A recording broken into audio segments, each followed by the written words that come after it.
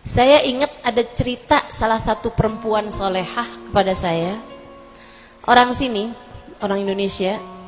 Saya sekarang jadi ingat nih sama cerita ini. Cerita yang sangat-sangat menarik. Dia bilang, saya ustazah, berapa tahun silam lagi masih belum musim, belum ada telepon genggam. Kayak 20-an, 25, 30-an tahun lalu gitu. Ya sekarang usia beliau sekitar 60-an ya.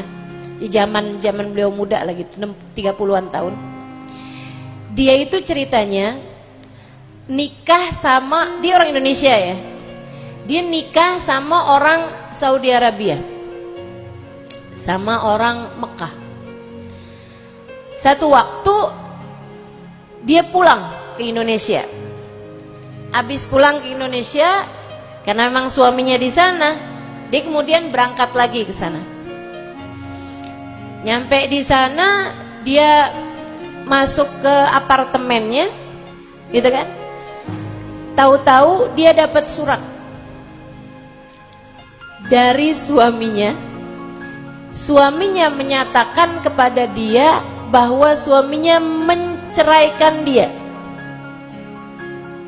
Jadi sekarang dia nih harus menjalani iddah sebatang kara sendirian di negeri orang, di apartemen.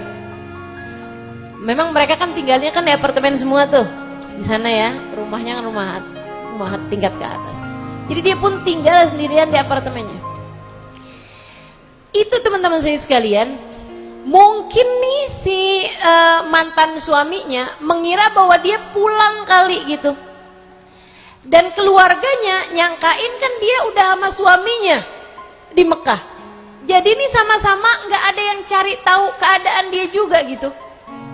Dia bilang, dan ustazah, saya gak punya uang, saya gak punya apa-apa, dan saya sekarang mesti jalanin iddah untuk tidak keluar rumah.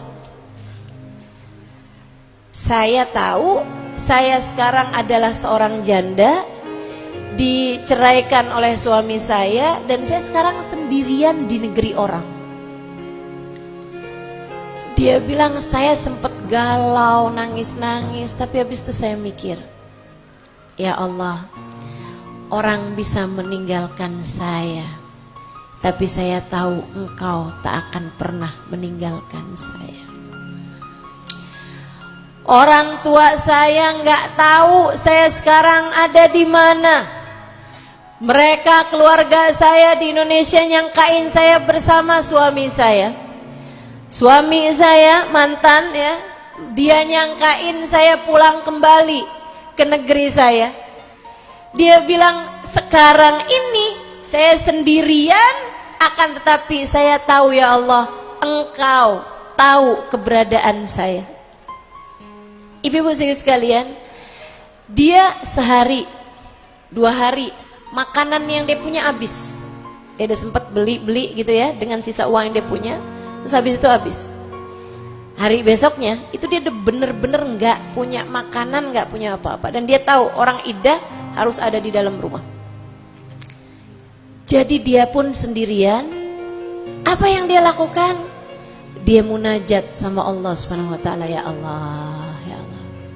Sempet tuh dia bilang, hati saya tuh kayak ngajakin aja, keluar aja, pergiin rumah mantan suami kamu, seenggaknya kamu minta untuk nantinya gimana, gitu kan ya, nafkahnya ini apa segala macem lah gitu, segala macem nih dia punya pikiran. Tapi terus dia pikir gini, manusia bisa buat apa? Urusan saya sama Allah Subhanahu wa taala. Orang nggak tahu saya ada di mana, tapi Allah tahu saya ada di mana. Ibu-ibu sekalian, imannya dia bilang, kenapa saya harus khawatir urusan rezeki, urusan makanan saya? Saya di dalam rahim ibu saya aja Allah datengin kok rezeki saya. Betul gak? Dia bilang, saya pun mulai, saya bilang, ya Allah, ya Allah, ya Allah, saya zikir, saya sholawatan, Saya sibuk-sibuk sendiri aja, saya bersih-bersihin apartemen saya mandi, udah saya kerjain aja apa yang mesti saya kerjain. Dia bilang sampai waktu makan siang saya nggak punya makanan apa-apa. Teman-teman saya sekalian, akhirnya dia pun tungguin aja rezeki dari Allah Subhanahu wa taala. Bener dong. Nggak lama kemudian ada yang ketuk pintu.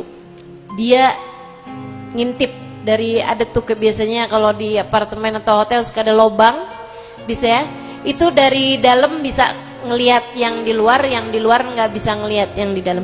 Jadi dia bisa ngelihat dari lobang tersebut, ternyata seorang laki-laki. Dia nggak mau dong bukain. Saya perempuan, saya sedang iddah, saya nggak mau bukain pintu untuk laki-laki yang bukan mahram saya. Akhirnya terus dia diem aja, nggak mau bukain pintu. Terus gedor lagi dari luar, dia nggak mau bukain pintu. Dari yang asalnya ketuk gitu ya, dia nggak bukain pintu. Akhirnya orang tersebut gedor gitu, yang di luar itu. Dia tetap nggak mau bukain pintu. Saya nggak mau ngerjain sesuatu yang nggak dihalalkan sama Allah. Saya mau menjaga diri, saya nggak mau ketemu sama laki-laki yang bukan mahram saya. Itu padahal udah lapar, teman-teman. Dia bilang yang ngasih rezeki saya Allah, saya nggak mau urusan-urusan sama manusia, saya mau Allah aja. Jadi sekalian saya muliakan. Habis itu dia masuk lagi ke dalam, dia sholawatan apa segala macam gitu. Tahu-taunya orang tadi tuh gedor lagi, dia nggak bukain pintu, akhirnya ada surat masuk ke bawah. Ke bawah pintu itu ya, ada surat masuk.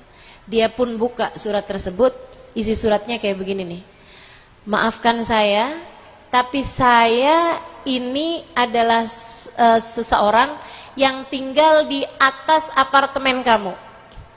Dia bilang saya beberapa waktu yang lalu bernadar, kalau urusan saya yang ini tuh bagus, berhasil gitu ya, dia ada satu project atau apa gitu, dia bilang kalau urusan saya ini berhasil, saya akan ngasih orang di bawah apartemen saya senilai sekian juta gitu.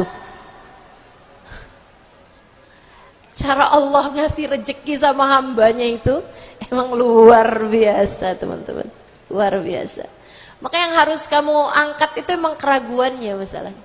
Dia bilang, dan tadi malam kemarin dia bilang ini usaha saya ini mendapatkan hasilnya, jadi hari ini saya melaksanakan nadar saya tersebut. Bukalah pintunya, saya tahu mungkin kamu adalah seorang perempuan yang tidak mau berjumpa dengan laki-laki. Dia bilang saya taruh semuanya di depan pintu rumahmu, terima kasih dan saya sudah melaksanakan nadar saya. Wassalamualaikum warahmatullahi wabarakatuh. Dia buka, teman-teman, pintunya itu semua bekal makanan dari beras, daging, semuanya ada di depan pintu rumahnya, termasuk uang dalam nilai jutaan rupiah gitu ya, tapi itu pakai uang real itu kan, gitu, di dalam amplop di depan pintu kamarnya.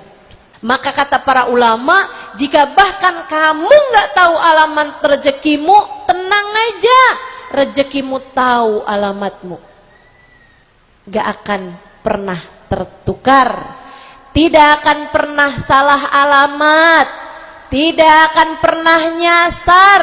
Yang jadi rezekimu pasti akan sampai kepadamu. Hilangkanlah segala keraguan-raguanmu itu. Teman-teman sekalian, jangan ragu-ragu urusan rezeki, jangan ragu-ragu urusan rezeki. Nilaimu ada pada keimananmu kepada Allah. Yakinlah saja bahwa Allah Subhanahu wa ta'ala adalah sang pemberi.